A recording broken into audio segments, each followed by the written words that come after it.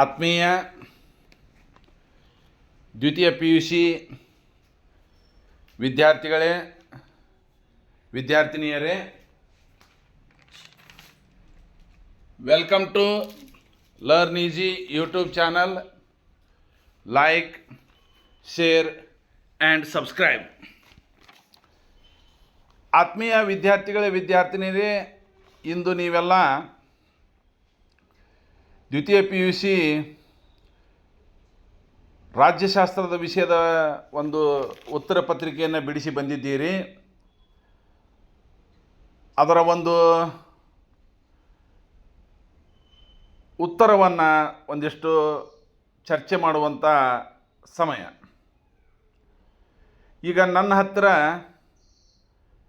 ಗದಗ ಜಿಲ್ಲಾ ಪದವಿ ಪೂರ್ವ ಕಾಲೇಜು ಪ್ರಾಚಾರ್ಯರ ಸಂಘ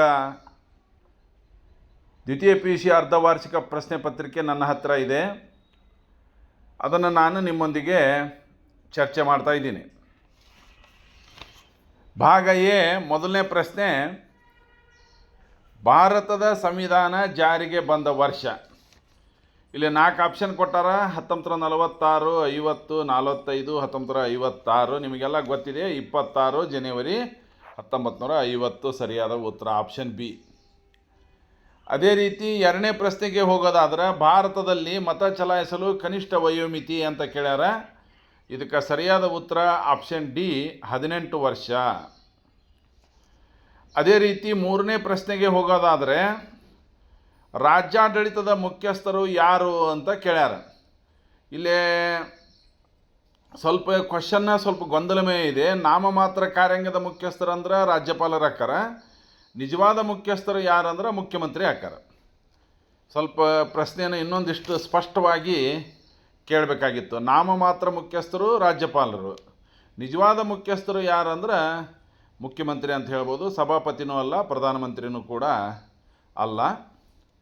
ಅದೇ ರೀತಿ 4ನೇ ಪ್ರಶ್ನೆಗೆ ಹೋಗೋದಾದ್ರೆ, ವರ್ಣಾಶ್ರಮ ವ್ಯವಸ್ಥೆಯಲ್ಲಿದ್ದಂಥ ವರ್ಗಗಳ ಸಂಖ್ಯೆ ಎಷ್ಟು ಅಂತ ಕೇಳ್ಯಾರ. ಅದಕ್ಕೆ ಸರಿಯಾದ ಉತ್ತರ 4, option C is A right answer. ಇನ್ನು ಗಂಡು ಮತ್ತು ಹೆಣ್ಣು ಎಂಬ ತಾರತಮ್ಯದಿಂದ ಸಮಾನ ಅವಕಾಶಗಳನ್ನು ನಿರಾಕರಿಸಿರುವುದು ಅದಕ್ಕೇನಂತ ಕರೀತಾರೆ? ಜಾತಿ ಆಧಾರಿತ ಅಸಮಾನತೆಯೂ ಅಲ್ಲ, ಅಸ್ಪೃಶ್ಯತೆಯೂ ಅಲ್ಲ, ಭಾವೈಕ್ಯತೆಯೂ ಅಲ್ಲ. ಅದಕ್ಕೇನಂತ ಕರೀತಾರೆ ಅಂದ್ರೆ ಆಪ್ಷನ್ ಸಿ, ಲಿಂಗಾಧಾರಿತ ಅಸಮಾನತೆ ಅಂತ ಹೇಳ್ಬೋದು. ಇನ್ನು ಪ್ರಶ್ನೆ ಸಂಖ್ಯೆ 2ಕ್ಕೆ ಹೋಗೋದಾದ್ರೆ, ಬಿಟ್ಟ ಸ್ಥಳವನ್ನು ತುಂಬಿರಿ ಅಂಥೇಳಿ ಐತೆ ನೋಡ್ರಿ. ಅಲ್ಲಿ ವಿಶ್ವದ ಅತ್ಯಂತ ದೊಡ್ಡ ಪ್ರಜಾಪ್ರಭುತ್ವ ರಾಷ್ಟ್ರ ಅಥವಾ ಜಗತ್ತಿನ ಬೃಹತ್ ಪ್ರಜಾಸತ್ತಾತ್ಮಕ ದೇಶ ಅಂತ ಕೇಳ್ಯಾರ. ಭಾರತ ಅಂಥೇಳಿ ಬರಿಬೇಕು. ಚುನಾವಣೆ ಪದದ ಮೂಲ ಪದ ಅಂದರೆ ಚುನಾವಣೆ ಎಂಬ ಪದದ ಇಂಗ್ಲೀಷ್ ರೂಪಾಂತರವಾದ ಇಲೆಕ್ಷನ್ ಎಂಬ ಪದ ಯಾವ ಪದದಿಂದ ಬಂದುದಾಗಿದೆ ಅನ್ನುವಂಥ ಅರ್ಥದಲ್ಲಿ ಈ ಪ್ರಶ್ನೆ ಇದೆ. ಅದಕ್ಕೆ ಸರಿಯಾದ ಉತ್ತರ ಎಲಿಜೆರೆ, ELIGERE ಅಂತ ಬರಿಬೇಕು. ಇನ್ನು ಕೇಂದ್ರ ಸೇವೆಗೆ ಒಂದು ಉದಾಹರಣೆ ಕೊಡಿ ಅಂತ ಕೇಳ್ಯಾರ. IAS, ಇಂಡಿಯನ್ ಅಡ್ಮಿನಿಸ್ಟ್ರೇಟಿವ್ ಸರ್ವಿಸ್ ಅಂತ ಬರೆದುಬಿಟ್ರೆ ಸಾಕು. ಆದರೆ ನೀವು ಇಲ್ಲಿ ಬಿಟ್ಟ ಸ್ಥಳವನ್ನು ಭರ್ತಿ ಮಾಡುವಾಗ ಕೆಲವು ಪಾಯಿಂಟ್ಸ್ ಕೊಟ್ಟ ನೋಡ್ರಿ ಬ್ರ್ಯಾಕೆಟ್ನಾಗ, ಅದರಂದ ಒಂದು ಚಾಯ್ಸ್ ಮಾಡಿ ಬರಿಬೇಕು. ಯಾಕಂದ್ರೆ IPS ಅಲ್ಲನ್ರಿ ಅಂತ ಕೇಳ್ಬೋದು, ನೀವು IFS ಅಲ್ಲನ್ರಿ ಅಂತ ಕೇಳ್ಬೋದು.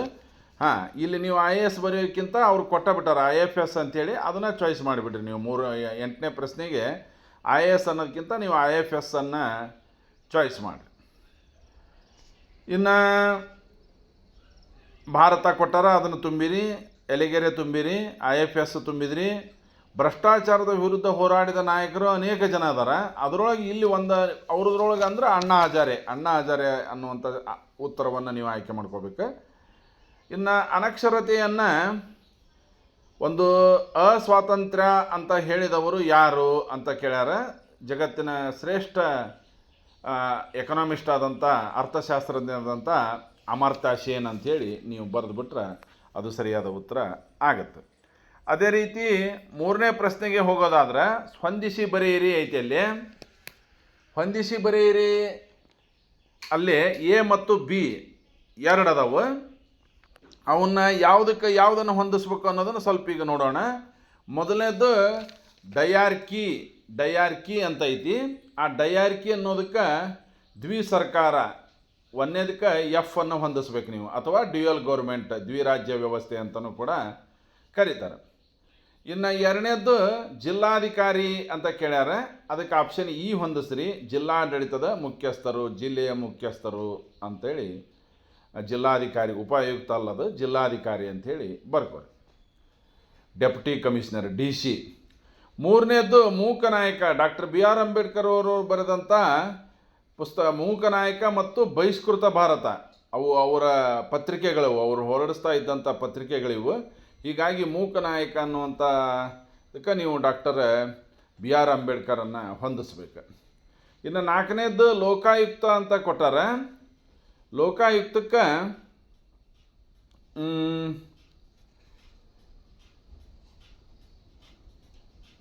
ಮುಖ್ಯ ಕಾರ್ಯದರ್ಶಿನೂ ಅಲ್ಲ, ರಾಜ್ಯಪಾಲರೂ ಅಲ್ಲ, ಟೆರರೂ ಅಲ್ಲ, ಇದು BR ಅಂಬೇಡ್ಕರೂ ಅಲ್ಲ, ಅಲ್ಲ. ಇದು ಲೋಕಾಯುಕ್ತ ಯಾವುದಕ್ಕೂ ಹೊಂದಂಗಿಲ್ಲ ಇದು. ಇನ್ನು ಭಯೋತ್ಪಾದನೆಯ ಮೂಲ ಪದ ಯಾವುದು ಅಂತ ಕೇಳ್ಯಾರ. ಭಯೋತ್ಪಾದನೆಯ ಮೂಲ ಪದ ಟೆರರ್ ಅಂಥೇಳಿ, ಟೆರರೇ, ಇಲ್ಲಿ ಟೆರರ್ ಅಂತ ಕೊಟ್ಟಾರ. ಟೆರರ್ ಅನ್ನುವಂಥ ಪದವನ್ನು ನೀವು ಅಲ್ಲಿ ಹೊಂದಿಸ್ಬೇಕು. ಇನ್ನು ಪ್ರಶ್ನೆ ಸಂಖ್ಯೆ 4ಕ್ಕೆ ಹೋಗೋಣ. ಒಂದೇ ವಾಕ್ಯದಲ್ಲಿ ಉತ್ತರಿಸಿರಿ ಅಂತ ಐತಿ. ಅದರೊಳಗೆ ಮೊದಲನೇ ಪ್ರಶ್ನೆ, ಯಾವ ಕಾಯ್ದೆಯು ಅಧಿಕಾರವನ್ನು ಕಂಪನಿಯಿಂದ ಕ್ರೌನ್ಗೆ ವರ್ಗಾಯಿಸಿತು? ಅಂದರೆ 1857ರ ಪ್ರಥಮ ಸ್ವಾತಂತ್ರ್ಯ ಸಂಗ್ರಾಮದ ನಂತರ ಈಸ್ಟ್ ಇಂಡಿಯಾ ಕಂಪನಿಯ ಕೈಯಲ್ಲಿದ್ದಂಥ ಅಧಿಕಾರವನ್ನು ಇಂಗ್ಲೆಂಡಿನ ಸರ್ಕಾರ ನೇರವಾಗಿ ತನ್ನ ಕಂಟ್ರೋಲಿಗೆ ತೊಗೊಂತಲ್ಲ, ಅದನ್ನು ಕೇಳ್ತಾರೆ ಅವರು. ಇದಕ್ಕೆ ಸರಿಯಾದ ಉತ್ತರ ಗೌರ್ಮೆಂಟ್ ಆಫ್ ಇಂಡಿಯಾ ಆ್ಯಕ್ಟ್ 1958 ಅಂಥೇಳಿ, 1858ರ ಭಾರತ ಆಡಳಿತ ಕಾಯ್ದೆ ಅಂತಂದು ಬರಿಬೇಕು.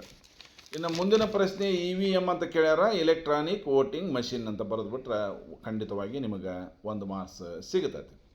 ಇನ್ನು ಭಾರತದ ರಾಷ್ಟ್ರೀಯ ಕಾಂಗ್ರೆಸ್ಸಿನ ಸ್ಥಾಪಕರು 1885ರಲ್ಲಿ ರಾಷ್ಟ್ರೀಯ ಕಾಂಗ್ರೆಸ್ ಪಕ್ಷ ಸ್ಥಾಪನೆ ಆತಲ್ಲ, ಅದರ ಸ್ಥಾಪಕರು ಯಾರು ಅಂತ ಕೇಳ್ಯಾರ, A.O. ಹ್ಯೂಮ್ ಅಂತ ಬರೀಬೇಕು. ಇನ್ನು ಲಾಲ್ ಬಹದ್ದೂರ್ ಶಾಸ್ತ್ರಿ ಅಕಾಡೆಮಿ ಎಲ್ಲಿದೆ ಅಂತ ಕೇಳ್ಯಾರ, ಮಸೂರಿಯಲ್ಲಿದೆ ಅಂತ ಬರೀಬೇಕು. ಇನ್ನು ಕೇಂದ್ರ ಲೋಕಸೇವಾ ಆಯೋಗ, ಅದಕ್ಕೆ UPSC ಅಂತ ಕರೀತಾರೆ. ಆ UPSC ಒಳಗೆ ಎಷ್ಟು ಮಂದಿ ಸದಸ್ಯರು ಅದಾರ ಅಂತ ಕೇಳ್ಯಾರ, 9 ಅಂತ ಬರೆದುಬಿಟ್ರೆ ಖಂಡಿತವಾಗಿ ನಿಮಗೆ 1 ಅಂಕ ಸಿಗುತ್ತೆ. ಇನ್ನು ಭಾಗ ಬಿಗೆ ಹೋಗೋದಾದ್ರೆ 2-3 ವಾಕ್ಯದಲ್ಲಿ ಉತ್ತರಿಸಿರಿ ಅಂತ ಕೇಳ್ಯಾರ. ಅದ್ರಾಗ ಕಂಟಿನ್ಯೂ ಕ್ವಶನ್ ನಂಬರ್ 17 ಐತೆ ನೋಡ್ರಿ. ಬಾಂಬೆಯನ್ನು ಎಷ್ಟು ರಾಜ್ಯಗಳನ್ನಾಗಿ ವಿಂಗಡಿಸಲಾಯಿತು ಮತ್ತು ಅವು ಯಾವುವು? ಬಾಂಬೆಯನ್ನು 2 ರಾಜ್ಯಗಳನ್ನಾಗಿ ವಿಂಗಡಿಸಲಾಯಿತು. ಅಂದ್ರೆ ಮರಾಠಿ ಮಾತಾಡೋರನ್ನ ಮಹಾರಾಷ್ಟ್ರ, ಗುಜರಾತಿ ಮಾತಾಡೋರನ್ನ ಗುಜರಾತ್ ಅಂಥೇಳಿ ಬಾಂಬೆಯನ್ನು 2 ರಾಜ್ಯಗಳನ್ನಾಗಿ ವಿಂಗಡಿಸಲಾಯಿತು ಅಂಥೇಳಿ ನೀವು ಬರಿಬೇಕು. ಇನ್ನು ಮುಂದಿನ ಪ್ರಶ್ನೆ 18, ಪ್ರತ್ಯಕ್ಷ ಚುನಾವಣೆ ಎಂದರೇನು? ಉದಾಹರಣೆ ಕೊಡಿ. ಪ್ರತ್ಯಕ್ಷ ಚುನಾವಣೆ ಎಂದರೆ ಜನರು ನೇರವಾಗಿ ತಮ್ಮ ಪ್ರತಿನಿಧಿಗಳನ್ನು ಆಯ್ಕೆ ಮಾಡುವುದಕ್ಕೆ ಪ್ರತ್ಯಕ್ಷ ಚುನಾವಣೆ ಎಂದು ಕರೆಯುತ್ತಾರೆ. ಉದಾಹರಣೆಗೆ ಅದು ಲೋಕಸಭಾ ಚುನಾವಣೆ ಆಗಿರ್ಬೋದು, ವಿಧಾನಸಭೆ ಚುನಾವಣೆ ಆಗಿರ್ಬೋದು, ಜಿಲ್ಲಾ ಪಂಚಾಯಿತಿ ಆಗಿರ್ಬೋದು, ಗ್ರಾಮ ಪಂಚಾಯಿತಿ ಆಗಿರ್ಬೋದು. ಹೌದಾ? ಒಟ್ಟಾರೆ ಜನ ನೇರವಾಗಿ ಯಾವ ಚುನಾವಣೆಯಲ್ಲಿ ವೋಟ್ ಹಾಕ್ತಾರೋ ಅವು ಎಲ್ಲವೂ ಪ್ರತ್ಯಕ್ಷ ಚುನಾವಣೆ ಅಂಥೇಳಿ ಕರಿತಾವೆ. ಇನ್ನು ಸಾರ್ವತ್ರಿಕ ವಯಸ್ಕ ಮತದಾನ ಪದ್ಧತಿ ಎಂದರೇನು ಮತ್ತು ಒಂದು ಉದಾಹರಣೆ ಕೊಡಿ ಅಂತ ಕೇಳ್ಯಾರ. ವಯಸ್ಕ ಮತದಾನ ಅಧಿಕಾರ ಅಂದರೆ, ಈಗ ನಮ್ಮ ದೇಶದ ಉದಾಹರಣೆಯನ್ನೇ ತೆಗೆದುಕೊಳ್ಳೋದಾದ್ರೆ 18 ವರ್ಷ ಮೇಲ್ಪಟ್ಟ ಪ್ರತಿಯೊಬ್ಬನಿಗೂ ಮತದಾನದ ಹಕ್ಕನ್ನು ಕೊಟ್ಟಿವಿ. ಅದಕ್ಕೊಂದು ಉದಾಹರಣೆ ಹೇಳ್ಬೇಕಂದ್ರೆ ನಮ್ಮ ಭಾರತವೇ ಅಂತಂದು ಹೇಳ್ಬೋದು. ಇನ್ನು ಆಡಳಿತ ಸೇವೆಯ ಅನಾಮಧೇಯತೆ ಎಂದರೇನು? ಆಡಳಿತ ಸೇವೆಯಲ್ಲಿ ಅನಾಮಧೇಯತೆ ಎಂದರೆ ಅಧಿಕಾರಿಗಳು ತಮ್ಮ ಕೆಲಸದಲ್ಲಿ ಯಾವಾಗಲೂ ತಮ್ಮನ್ನು ತಾವು ತೊಡಗಿಸಿಕೊಂಡಿದ್ದರೂ ಕೂಡ ಯಾವುದೇ ರಾಜಕೀಯ ಪಕ್ಷಗಳ ಜೊತೆ ಗುರುತಿಸಿಕೊಳ್ಳೋದಿಲ್ಲ. ಅವರು ರಾಜಕೀಯದಿಂದ ದೂರವಿದ್ದು ನಿಷ್ಪಕ್ಷಪಾತವಾಗಿ ಅವರು ಕೆಲಸ ಮಾಡುತ್ತಾರೆ. ಯಾವ ಕಾಂಗ್ರೆಸ್ ಪಕ್ಷ ಇದ್ದರೆ ಕಾಂಗ್ರೆಸ್ಸು, BJP ಇದ್ದರೆ BJP, ಯಾವ ಪಕ್ಷದ ಜೊತೆನೂ ಅವರು ಗುರುತಿಸಿಕೊಳ್ಳೋದಿಲ್ಲ. ಅದನ್ನೇ ನಾವು ಆಡಳಿತ ಸೇವೆಯ ಅನಾಮಧೇಯತೆ ಅಂತ ಕರಿತೀವಿ.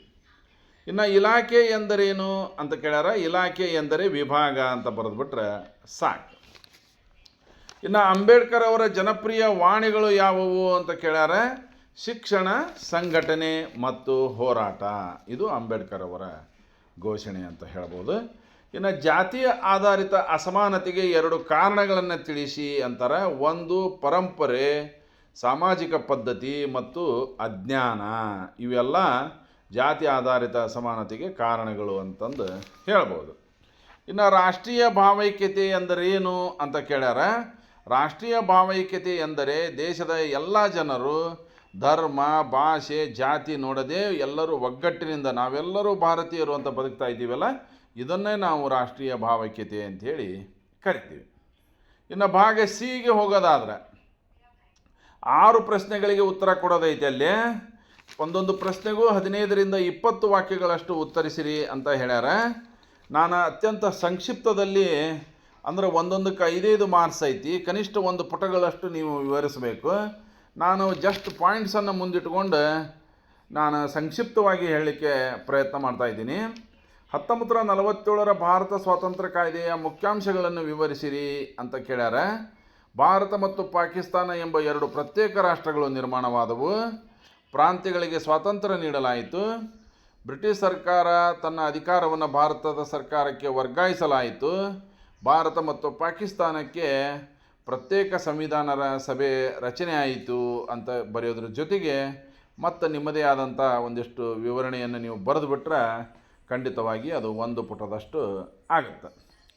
ಇನ್ನು ಮುಂದಿನ ಪ್ರಶ್ನೆ ಕಂಟಿನ್ಯೂ ಕ್ವೆಶ್ಚನ್ ನಂಬರ್ 26ಗೆ ಹೋಗೋದಾದ್ರೆ, ಪ್ರಸ್ತುತ ಭಾರತದಲ್ಲಿನ ರಾಜ್ಯಗಳು ಹಾಗೂ ಕೇಂದ್ರಾಡಳಿತ ಪ್ರದೇಶಗಳನ್ನು ಪಟ್ಟಿ ಮಾಡಿ ಅಂತ ಕೇಳ್ಯಾರ. ಇಲ್ಲಿ ನಾನು ಸಂಕ್ಷಿಪ್ತದಲ್ಲಿ ಹೇಳೀನಿ. ಭಾರತದಲ್ಲಿ ಸದ್ಯಕ್ಕೆ 28 ರಾಜ್ಯಗಳಿವೆ ಮತ್ತು 8 ಕೇಂದ್ರಾಡಳಿತ ಪ್ರದೇಶಗಳಿವೆ. ಯಾಕಂದರೆ ಜಮ್ಮು ಮತ್ತು ಕಾಶ್ಮೀರವನ್ನು ಈಗ ಕೇಂದ್ರಾಡಳಿತ ಪ್ರದೇಶ ಮಾಡಿದ್ರಲ್ಲ, ಹೀಗಾಗಿ ಮೊದಲು 6 ಇದ್ದದ್ದು ಈಗ ಕೇಂದ್ರಾಡಳಿತ ಪ್ರದೇಶಗಳ ಸಂಖ್ಯೆ 8 ಆಗೈತೆ. ದೆಹಲಿ ಇರ್ಬೋದು, ಪುದುಚೇರಿ ಇರ್ಬೋದು, ಜಮ್ಮು ಮತ್ತು ಕಾಶ್ಮೀರ ಇರ್ಬೋದು, ಹೀಗೆ ಕೇಂದ್ರಾಡಳಿತ ಪ್ರದೇಶಗಳಿದ್ದಾವೆ. ಮತ್ತು ಅದರ ಜೊತೆಗೆ ಕರ್ನಾಟಕವೂ ಸೇರಿದಂತೆ 28 ರಾಜ್ಯಗಳನ್ನು ನಾವು ನೋಡ್ಬೋದು. ಇನ್ನು ಮುಂದಿನ ಪ್ರಶ್ನೆ, ಪರೋಕ್ಷ ಚುನಾವಣೆಯ ಲಕ್ಷಣಗಳನ್ನು ವಿವರಿಸಿರಿ ಅಂತ ಹೇಳ್ತಾರೆ. ಪರೋಕ್ಷ ಚುನಾವಣೆ ಅಂದರೆ ಇಲ್ಲಿ ಜನ ವೋಟ್ ಹಾಕೋದಿರೋದಿಲ್ಲ, ಜನಪ್ರತಿನಿಧಿಗಳು ಇಲ್ಲಿ ವೋಟ್ ಹಾಕ್ತಾರೆ. ಅವರು ರಾಷ್ಟ್ರಪತಿ ಚುನಾವಣೆ ಇರ್ಬೋದು, ಅಥವಾ ರಾಜ್ಯಸಭೆಯ ಚುನಾವಣೆ ಇರ್ಬೋದು, ಅಥವಾ ಶಾಸಕರಿಂದ ಆಯ್ಕೆಯಾಗುವಂಥ MLC ಇಲೆಕ್ಷನ್ಗಳಿರ್ಬೋದು, ಅಥವಾ ಗ್ರಾಮ ಪಂಚಾಯತಿ, ತಾಲೂಕ್ ಪಂಚಾಯತಿ, ಜಿಲ್ಲಾ ಪಂಚಾಯತಿ ಮೆಂಬರ್ಗಳು ವೋಟ್ ಹಾಕಿ ಆರಿಸುವಂಥ MLCಗಳು ಇರ್ಬೋದು, ಉಪರಾಷ್ಟ್ರಪತಿ ಚುನಾವಣೆ ಇರ್ಬೋದು. ಇವೆಲ್ಲ ಅಪರೋಕ್ಷ ಚುನಾವಣೆಗೆ ಉದಾಹರಣೆಗಳು ಅಂತ ಹೇಳ್ಬೋದು. ಇದರಿಂದ ಸಾಕಷ್ಟು ಸಮಯ ಮತ್ತು ಹಣದ ಉಳಿತಾಯ ಆಗುತ್ತದೆ ಅಂತ ಹೇಳಿ ಬರೆಯೋದ್ರ ಜೊತೆಗೆ ನಿಮ್ಮದೇ ಆದಂಥ ಒಂದಿಷ್ಟು ಪಾಯಿಂಟ್ಸು ವಿವರಣೆಯನ್ನು ನೀವು ಇಲ್ಲಿ ಮಾಡಬೇಕಾಗತ್ತೆ. ಇನ್ನು ನೆಕ್ಸ್ಟ್, ವಿದ್ಯುನ್ಮಾನ ಮತಯಂತ್ರದಿಂದ ಆಗುವ ಪ್ರಯೋಜನಗಳನ್ನು ವಿವರಿಸಿರಿ ಅಂತಾರೆ. ಇಲ್ಲೇ ನಾನು ಬರೀ ಪಾಯಿಂಟ್ಸ್ ಕೊಟ್ಟಿನಿ, ನೀವು ಒಂದೊಂದು ಪಾಯಿಂಟಿಗೆ ಮತ್ತೆ 2-3 ಸಾಲಿನಷ್ಟು ವಿವರಣೆ ಬರೆದ್ಬಿಟ್ರೆ ಅದು ಖಂಡಿತವಾಗಿ 1 ಪುಟದಷ್ಟಾಗುತ್ತೆ. ಮೊದಲನೇದ್ದು ಸಮಯದ ಉಳಿತಾಯ, 2ನೇದ್ದು ನಿಖರತೆ, 3ನೇದ್ದು ಶೀಘ್ರ ಫಲಿತಾಂಶ, 4ನೇದ್ದು ಕಾಗದ ವ್ಯಯ ಕಡಿಮೆ ಆಗುತ್ತದೆ, ನೆಕ್ಸ್ಟ್ ಮತದಾನ ಗುಪ್ತವಾಗಿರುತ್ತದೆ. ಇವೇ 5 ಪಾಯಿಂಟನ್ನು ನೀವು ಏನು ಮಾಡಬೇಕು, ವಿವರಣೆ ಮಾಡಿಬಿಟ್ರೆ ಅದು ಸರಿಯಾದ ಉತ್ತರ ಆಗುತ್ತೆ.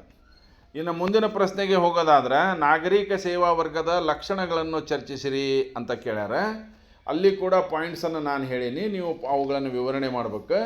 1ನೇದ್ದು ನಿಷ್ಪಕ್ಷಪಾತತೆ, 2ನೇದ್ದು ಶಾಶ್ವತತೆ.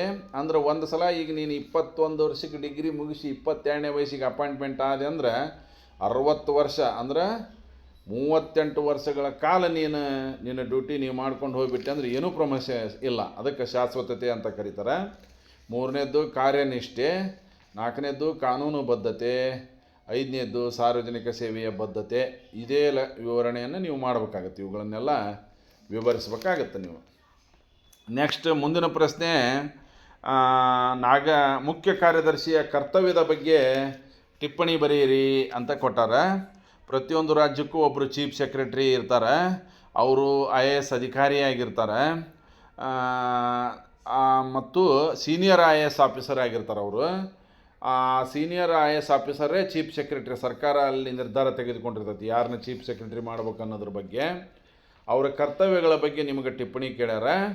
ಇವರು ರಾಜ್ಯದ ಎಲ್ಲ ನೌಕರದಾರರಿಗೆ ಒಂದು ರೀತಿಯೊಳಗೆ ಬಾಸ್ ಇದ್ದಂಗೆ. ಇವರು ರಾಜ್ಯ ಸರ್ಕಾರದ ಉನ್ನತ ಮಟ್ಟದ ಅಧಿಕಾರಿಯಾಗಿರ್ತಾರೆ. ಸಚಿವಾಲಯದ ಎಲ್ಲ ಇಲಾಖೆಗಳ ಸಂಯೋಜನೆ ಇವರೇ ಮಾಡ್ತಾರೆ. ಅದರ ಜೊತೆಗೆ ಮುಖ್ಯಮಂತ್ರಿ ಅವರಿಗೆ ಸಹಾಯಕರಾಗಿರ್ತಾರೆ. ಮಂತ್ರಿಮಂಡಲದ ಸಭೆ ಏನಾದರೂ ಮುಖ್ಯಮಂತ್ರಿಗಳು ನಡೆಸ್ತಾ ಇದ್ದಾಗ ಆ ಸಭೆಯಲ್ಲಿ ಭಾಗವಹಿಸುವಂಥ ಅತ್ಯಂತ ಪ್ರಮುಖವಾದಂಥ ಆಫೀಸರ್ ಯಾರಪ್ಪ ಅಂದ್ರೆ ಚೀಫ್ ಸೆಕ್ರೆಟರಿ. ಚೀಫ್ ಮಿನಿಸ್ಟರ್ ಬಾಜುನ ಕೂತ್ಕೊಂಡಿರ್ತಾರೆ ಅವರು. ಅಂಥ ಒಂದು ಉನ್ನತವಾದಂಥ ಸ್ಥಾನ ಮುಖ್ಯ ಕಾರ್ಯದರ್ಶಿಯವರದು ಆಗಿರ್ತದೆ. ಇನ್ನು ಮುಂದಿನ ಪ್ರಶ್ನೆ, ದಲಿತ ಚಳವಳಿಯ ಕಾರಣಗಳನ್ನು ವಿವರಿಸಿರಿ ಅಂತ ಕೇಳ್ಯಾರ.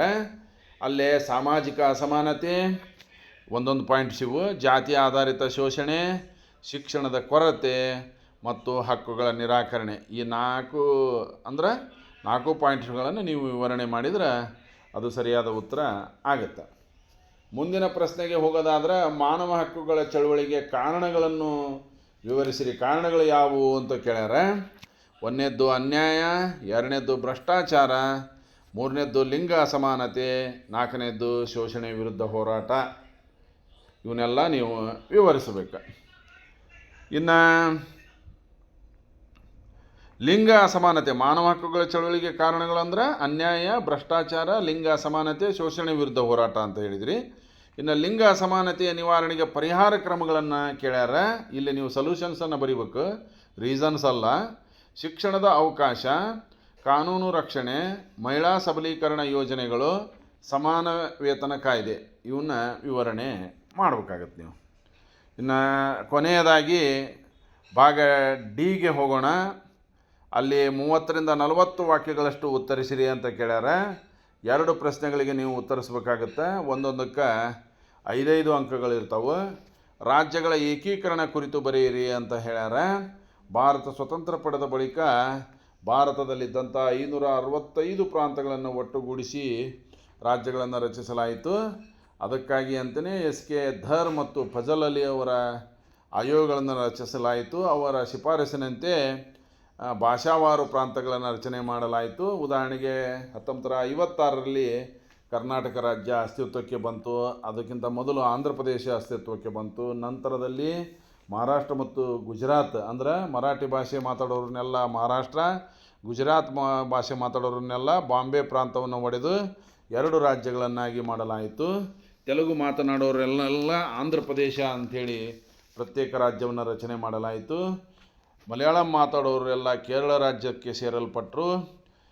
ಅದೇ ರೀತಿ ತಮಿಳು ಮಾತಾಡೋರೆಲ್ಲ ತಮಿಳು ರಾಜ್ಯ ತಮಿಳುನಾಡಿಗೆ ಸೇರಲ್ಪಟ್ಟರು.